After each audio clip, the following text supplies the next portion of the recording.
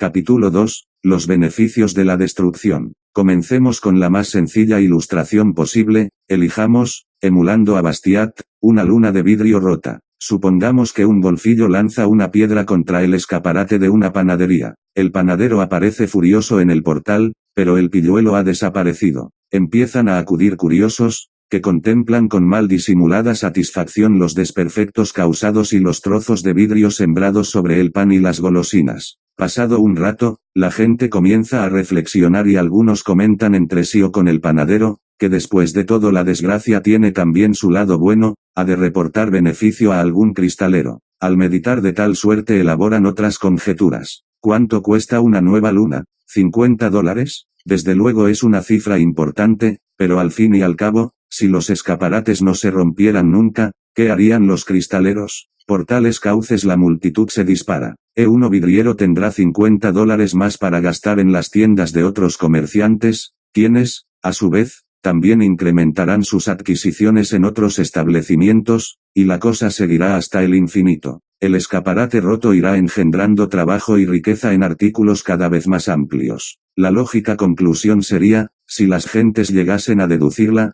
que el golfillo que arrojó la piedra, lejos de constituir díscola amenaza, convertiríase en un auténtico filántropo. Pero sigamos adelante y examinemos el asunto desde otro punto de vista. Los que presenciaron el suceso tenían, al menos en su primera conclusión, completa razón. Este pequeño acto de vandalismo significa, en principio, beneficios para algún cristalero, quien recibirá la noticia con satisfacción análoga a la del dueño de una funeraria que sabe de una defunción. Pero el panadero habrá de desprenderse de $50 que destinaba a adquirir un traje nuevo. A uno tener que reponer la luna se verá obligado a prescindir del traje o de alguna necesidad o lujo equivalente. En lugar de una luna y $50 solo dispondrá de la primera o bien, en lugar de la luna y el traje que pensaba comprar aquella misma tarde, habrá de contentarse con el vidrio y renunciar al traje. La comunidad, como conjunto, habrá perdido un traje que de otra forma hubiera podido disfrutar, su pobreza se verá incrementada justamente en el correspondiente valor. En una palabra, lo que gana el cristalero lo pierde el sastre. No ha habido,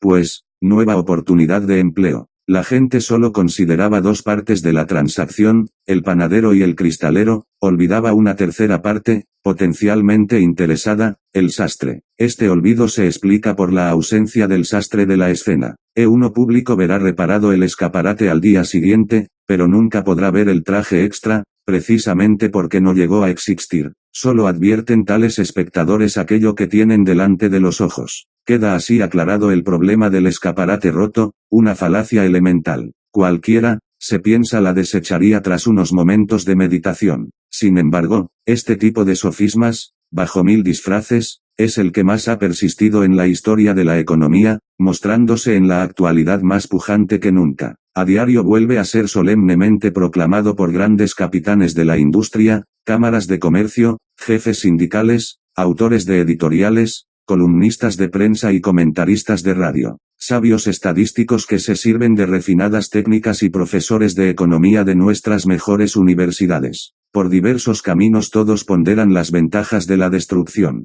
aunque algunos no suponen que se puedan derivar beneficios de pequeños actos de destrucción, ven incalculables ventajas si se trata de enormes actos destructivos. Nos hablan de cuánto mejor nos hallamos económicamente en la guerra que en la paz, ven milagros de producción que solo la guerra origina y un mundo posbélico verdaderamente próspero gracias a la enorme demanda acumulada o diferida. Enumeran alegremente las casas y ciudades que quedaron arrasadas en Europa y que tendrán que ser reconstruidas. En América señalan las viviendas que no pudieron ser edificadas durante la conflagración, las medias de nylon que no pudieron ser suministradas, los automóviles y neumáticos inutilizados, los aparatos de radio y frigoríficos anticuados, etc. Así acumulan totales formidables. Se trata, una vez más, del viejo tema, el sofisma del escaparate roto, vestido de nuevo y tan lozano que resulta difícil reconocerlo. Esta vez viene respaldado por un sinnúmero de falacias conexas. Se confunde necesidad con demanda. Cuanto más destruye la guerra, cuanto mayor es el empobrecimiento a que da lugar,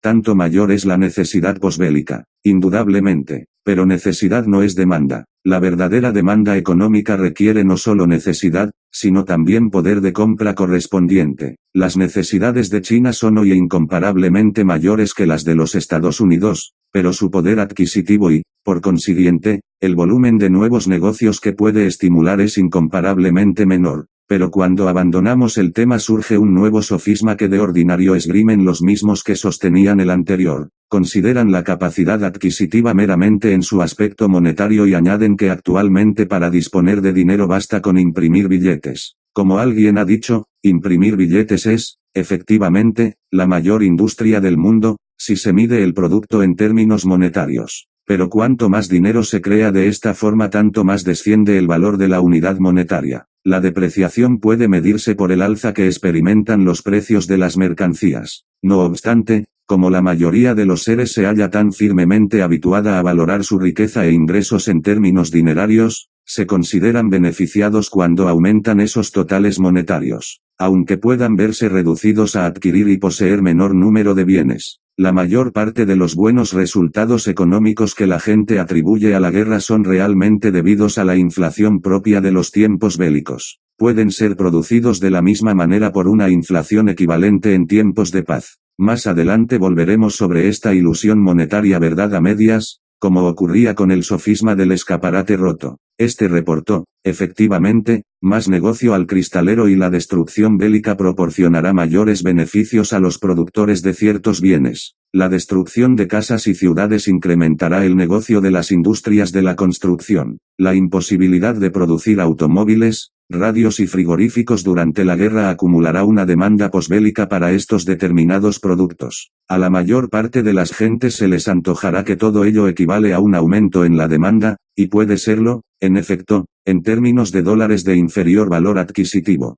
pero en realidad se produce una desviación de la demanda hacia aquellos productos determinados. Los europeos edificarán nuevas viviendas porque se hallan obligados a hacerlo, pero al construirlas restarán mano de obra y capacidad productiva a otras actividades. Aún producir nuevas casas disminuirá en igual medida su capacidad adquisitiva de otras cosas. Siempre que se incrementen los negocios en una dirección han de reducirse correlativamente en otras, excepto en la medida en que las energías productivas sean en general estimuladas por el sentido de necesidad y urgencia. En una palabra, la guerra modificará la dirección del esfuerzo posbélico, cambiará el equilibrio industrial, la estructura de la industria, y con el tiempo, esto tendrá también sus consecuencias. Se producirá una nueva distribución de la demanda cuando se hayan satisfecho las necesidades acumuladas de casas y otros bienes duraderos. Entonces estas industrias temporalmente favorecidas tendrán que decaer en cierto grado para permitir elevarse a otras que atiendan a distintas necesidades. Es importante no olvidar,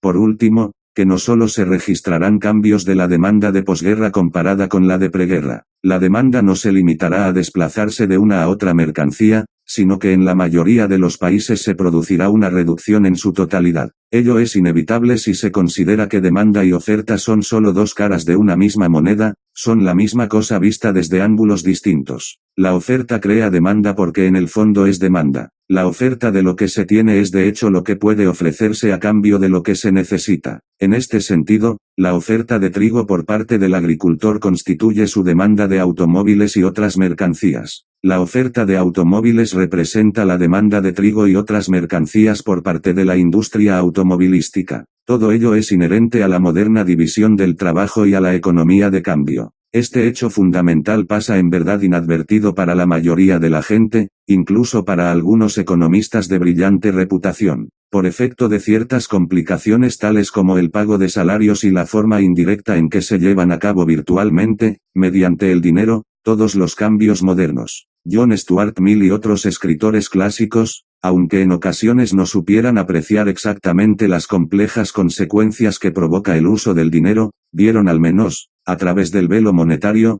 las realidades que ocultaba. En ese sentido aventajaron a muchos de los críticos actuales, a los que el mecanismo monetario confunde más que ayuda. La simple inflación, es decir, la mera emisión de más dinero, con la consecuencia de salarios y precios más elevados, puede aparecer como creación de mayor demanda, pero en términos de producción real e intercambio de mercancías efectivas no lo es. No obstante, un descenso en la demanda de posguerra puede permanecer oculto a mucha gente en razón a las ilusiones que provocan los mayores salarios, sobradamente rebasados por el incremento de los precios. La demanda posbélica en muchos países, repitámoslo, disminuirá en valor absoluto en relación con la de la preguerra porque la oferta posbélica habrá disminuido. Esto resulta evidente en Alemania y Japón, donde decenas de grandes ciudades quedaron arrasadas. Es decir, que la cosa aparece lo suficientemente clara cuando formulamos un ejemplo extremado. Si Inglaterra hubiese perdido todas sus grandes ciudades con ocasión de la guerra, en lugar de haber sufrido sus consecuencias solo en un grado reducido, si sus instalaciones industriales hubiesen quedado arrasadas y la casi totalidad de su capital acumulado y bienes de consumo aniquilados, de tal suerte que su población se hubiera visto reducida al nivel económico de los chinos, pocos se atreverían a hablar de demanda acumulada y diferida a causa de la guerra. Sería obvio que el poder adquisitivo habría quedado disminuido en igual medida que la capacidad productiva. Una inflación monetaria desenfrenada, al multiplicar por 1000 el nivel de precios, podría indudablemente elevar las cifras de la renta nacional en términos monetarios respecto a las de la preguerra, pero los que sobre tal supuesto pensaran, con error notorio, ser más ricos que antes, demostrarían su incapacidad para entender una argumentación lógica. Sin embargo, los mismos principios son aplicables tanto a una pequeña destrucción bélica como a otra de vastas proporciones. Pueden darse, sin embargo, en compensación, otros factores positivos. Los adelantos técnicos y su perfeccionamiento durante la contienda, por ejemplo, pueden incrementar en mayor o menor grado la productividad individual o nacional. La destrucción bélica desviará ciertamente la demanda posbélica de unos cauces a otros, y un cierto número de personas continuará engañándose indefinidamente al imaginar que goza de verdadero bienestar económico a través de aumentos de salarios y precios originados por un exceso de papel moneda. Pero la idea de que pueda alcanzarse una auténtica prosperidad mediante una demanda supletoria de bienes destruidos o no creados durante la guerra constituye evidentemente un sofisma.